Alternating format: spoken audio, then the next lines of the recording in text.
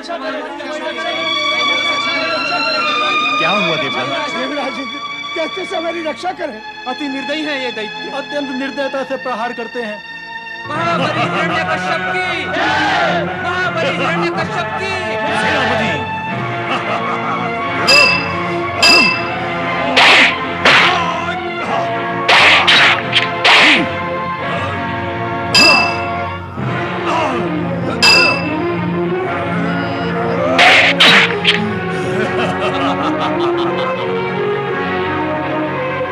इस दुष्ट इंद्र को श्रृंखला में बांधकर बंदी गृह में डाल दो।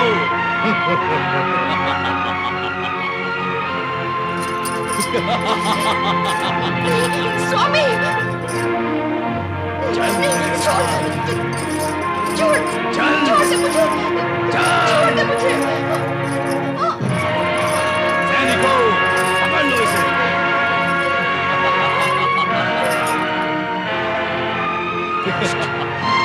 कायर, तू अपने आप को बलशाली और पराक्रमी समझता है तो मुझसे युद्ध कर। मैं दुष्ट, मैं कायर। अरे कपटी, स्मरण कर, जिस समय मैं तपस्या में लीन था उस समय तू मेरी पत्नी को घसीटता हुआ ले जा रहा था उसे मारने के लिए। वो याचना करती रही, तुझसे दया की भीख मांगती रही, रोती रही, गिड़गिड़ाती रही। उस समय कहां गया था तेरा पौरुष, तेरा पराक्रम? मेरा जो व्यवहार इस समय तुझे अनुचित लग रहा है वही व्यवहार तूने मेरी पत्नी के साथ क्यों किया था? दुर्व्यवहार के गर्भ से प्रतिशोध ही जन्म लेता है और वो ले चुका है। यदि तेरी पत्नी फूल सी कोमल थी तो मेरी पत्नी पत्थर सी कठोर तो नहीं थी। एक तरफ तू था, तू देवताओं का राजा, और दूसरी तरफ एक गर्भवती स्त्री थी। उस समय तेरे हृदय की हीनता, निर्ममता और निर्दयता का रूप ले चुकी थी इंद्र। अब मुझे अवसर मिला है, अब मैं स्वर्ग का स्वामी हूँ। सची मेरी है और तू मेरा बंदी है। दैत्यराज, एक असहाय स्त्री पर किया गया अत्याचार विनाश का कारण बनता है। अरे सुमुखी, ये शिक्षा और ज्ञान तूने अपने इस दुष्ट पति इंद्र को क्यों नहीं दिया? यदि दिया होता तो आज इस दृश्य की रचना ही ना हुई होती। नारायण नारायण! दैत्यराज, आप तो वरदानी वीर हैं। जैसा दूसरा करे वैसा आप भी करें। ये आप जैसे वीर योद्धा को शोभा नहीं देता। क्यों शोभा नहीं देता? इसलिए दैत्यराज कि शत्रु को नीच काम करने के लिए अपने चरित्र से नीचे उतरना पड़ता है, और फिर उसे नीचा दिखाने के लिए आपको स्वयं भी नीचे उतरना होगा। और नीचे उतरने का अर्थ ये होता है कि आप स्वयं भी नीच, तुच्छ और छोटे बन जाते हैं। और फिर छोटे चरित्र वाला भला कहाँ और कब शोभा पाता है? परंतु हम ये कैसे भूल जाएं कि इस दुष्ट ने हमारी पत्नी पर अत्याचार किए थे। नारायण नारायण! दैत्यराज, शत्रु की छोटी बातें ना भूलना ये भी तो छोटापन है। भूलने में ही बड़प्पन है दैत्यराज। शत्रु यदि अपकर्म करें और फिर आप भी करें तो आप में और शत्रु में अंतर ही क्या रह जाता है? इसीलिए कहता हूं दैत्यराज कि निर्बल और निस्सहाय स्त्री पर अत्याचार ना करें। ये आप जैसे योद्धा और वीर दैत्यराज को शोभा नहीं देता। नारद, तुम इस दुष्ट इंद्र से ये पूछो कि इसने एक असहाय स्त्री पर अत्याचार क्यों किए थे? किंतु उस समय दैत्यराज मैंने आपकी पत्नी कयादु की सहायता भी तो की थी, और आज आप देवी शची पर अत्याचार कर रहे हैं। इसीलिए मैं उनकी रक्षा करने के लिए यहाँ उपस्थित हुआ हूँ। मेरी आपसे विनती है कि आप उन्हें मुक्त कर दें। इस चोटी वाले के मधुर वाणी में सम्मोहन है दैत्यराज, लेकिन आप इसके प्रभाव में न रहें। कहीं इसकी बात मानकर आपके प्रतिशोध का विचार न बदल जाए। कहाँ फंस गए नारद इन दैत्यों के मध्य? ये तो सुनने को तैयार ही नहीं।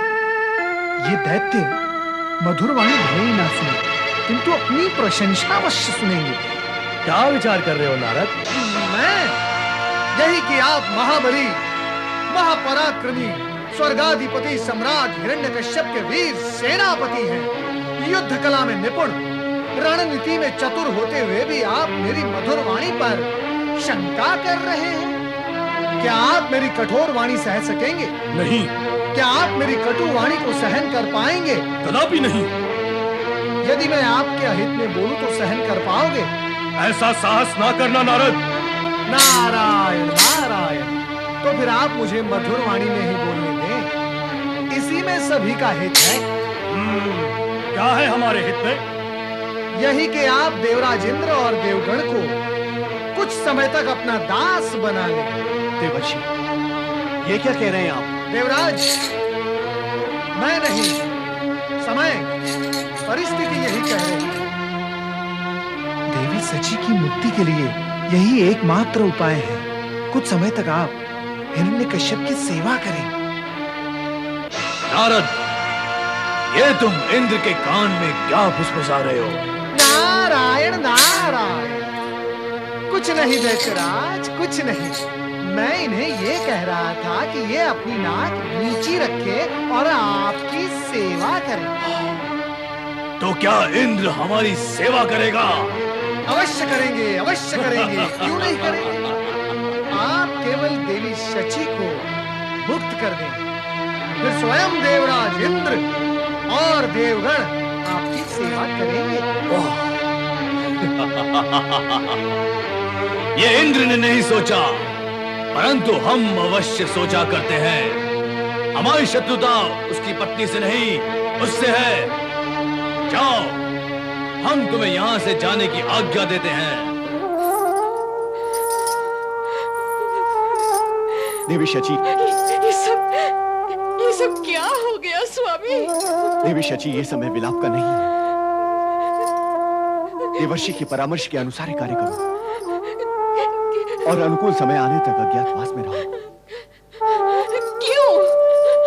हमारे साथ ही क्यों ऐसा बार बार होता है? देवी शची, संभालो, संभालो अपने आप को। जाओ, बुद्धि से कार्य करो। आओ देवी सची, समय आने पे सब कुछ ठीक हो जाएगा। नारायण नारायण।